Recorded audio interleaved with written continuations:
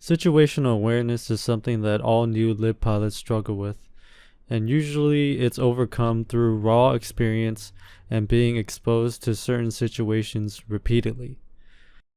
This trial and error approach is how I personally learned and developed what I think I should do when going into certain fights. But not every new pilot has 1,000 hours to spend working on this one skill.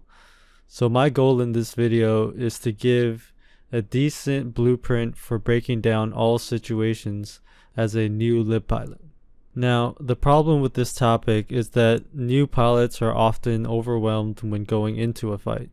Fights can be extremely complex with many changing variables, and it can be hard to figure out if you should dive on a piece of armor or not.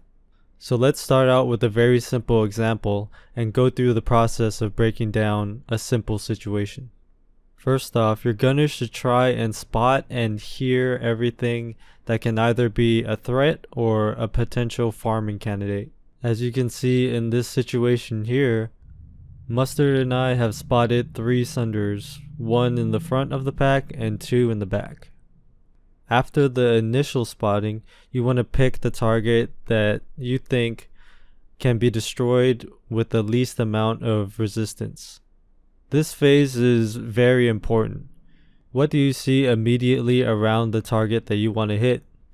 Are there tanks around the target that might have line of sight on you when you're ambushing that target?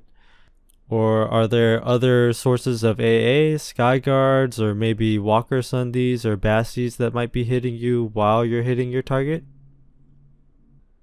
As a lib pilot, you have to calculate all of these variables and in the end decide if you should still be ambushing your target or not. In this particular situation, as you can see on the minimap, there's 1 Sundie in the front of the pack and there's 2 in the back. But they're pretty close to the vehicle spawn, so I'm not as worried about the AA that I might encounter when I hit this Sundie. So in my head, I make my final decision and decide to hit this Sundie. Lots of Sundies. There's a Sundie train back there. This one's all by himself. Shooting the straight from the pack, bro. Enemy Sunderer Yeah, spotted. you gotta stay with the herd. Enemy Sunderer. Oh, there's a lightning trigger in there. it. So after destroying the target, I reassess the situation again. How much HP do I have? I'm full at the moment. Am I meeting any resistance? Is there any AA hitting me? In this particular situation, no. So I can continue farming here. And my gunners and I don't see any possible sources of AP that might hit me or dumbfires or anything with burst damage that can take me out quickly. So in my head, I have decided that I'm going to stick around and see what else I can find. So in my peripheral vision, I see this lightning, but it's not that I just see a lightning. This lightning's butt is facing directly at me. So this means I'm not going to have to turn 360 or anything like that. All I have to do is make a slight turn and then I can just tank bust and finish him in 1 kill.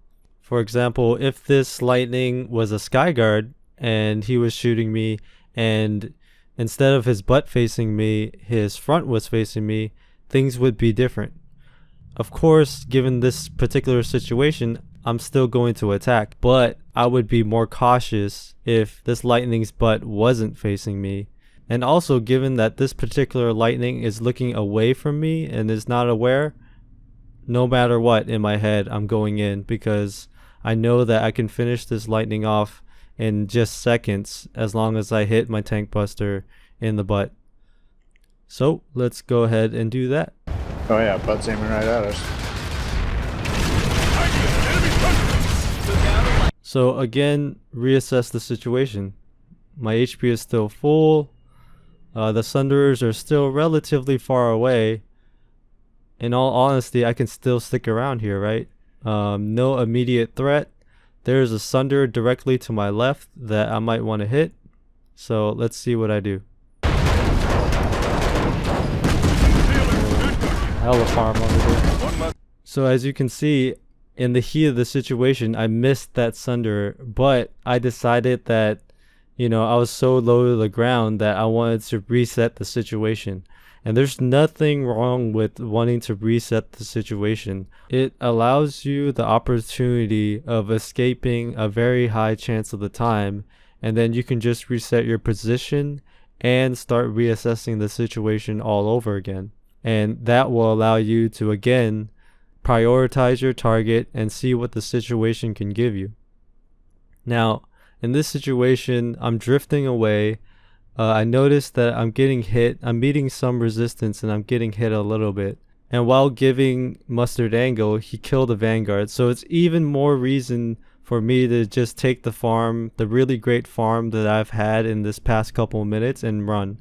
But in this situation, I see a smoking Sunderer going down this road. And again, let me assess the situation. I haven't seen any tanks or anything that has line of sight on me so far. Those Sunderers coming from that base behind me are still relatively far. And that Sunderer that passed next to that rock probably doesn't have angle. And even if he does, he only can hit me so much, especially if I'm flying low.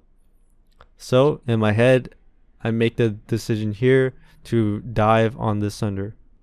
Nice.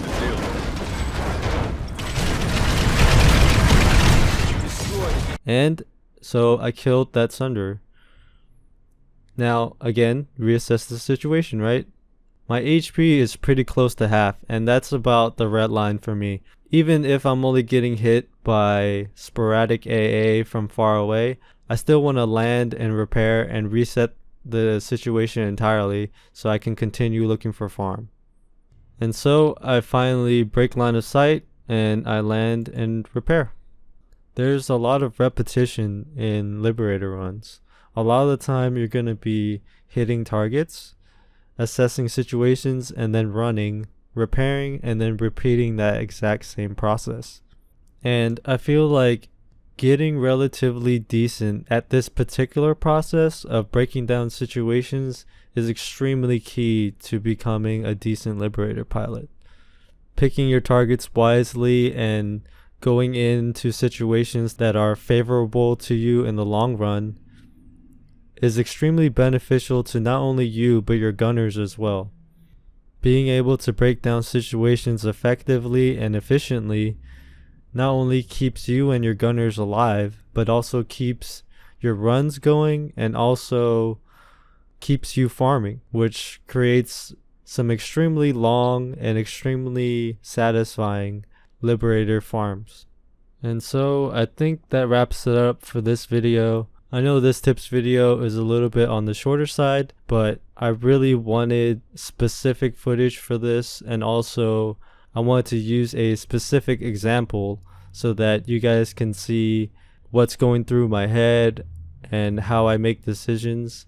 And so you can also bring this information onto some of the full run videos that I have, so you can try assessing what I'm going to do before it happens in some of the full run videos, so you can see if you're assessing the situation similarly.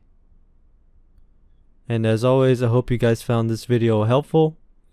This is probably going to be the final topic focused Liberator / Planetside 2 video, but don't forget that I have at least one more tips video that I want to do, and that's going to be the frequently asked questions tips video.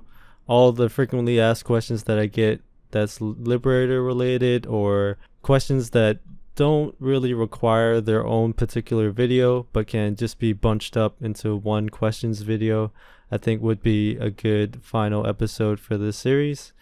And I hope you guys enjoyed this, and I'll see you guys next time. Later.